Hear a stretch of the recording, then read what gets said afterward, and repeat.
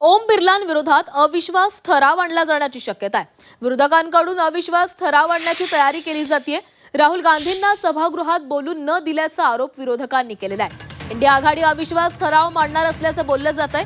लोकसभेतील विरोधी पक्षनेते राहुल गांधी यांना सभागृहात बोलू दिलं जात नसल्याच्या मुद्द्यावरून इंडिया आघाडी ओम बिर्ला यांच्या विरोधात अविश्वास ठराव आणण्याच्या तयारीमध्ये आहे.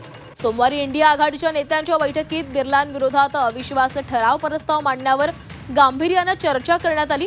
दरम्यान आज जर राहुल गांधींना सभागृहात बोलू दिलं तर हा प्रस्ताव बारगळण्याची शक्यता आहे.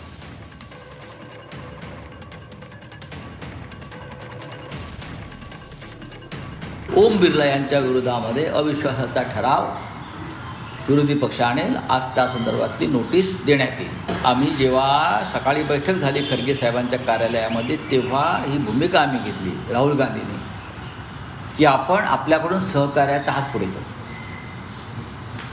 जनतेपर्यंत आम्हाला संदेश द्यायचा आहे की आम्हाला सभागृह चालवायचं आहे, आम्हाला लोकसभा चालवायची आहे, अर्थसंकल्पावरती आम्हाला चर्चेत सहभागी व्हायचं आहे. ही भूमिका राहुल गांधींनी घेतल्यावर ते ओम बिर्ला लोकसभा अध्यक्षांना भेटायला गेले सर्व पक्षांच्या खासदारांसह. पण ओम बिर्ला यांच्यावरती मोदी आणि शहांचा प्रचंड दबाव हे त्यांच्या चेहऱ्यावर आणि त्यांच्या बॉडी लँग्वेजवर स्पष्ट दिसतं आहे. त्याच्यामुळे त्यांनी कोणतंही सहकार्य स्वीकारलं.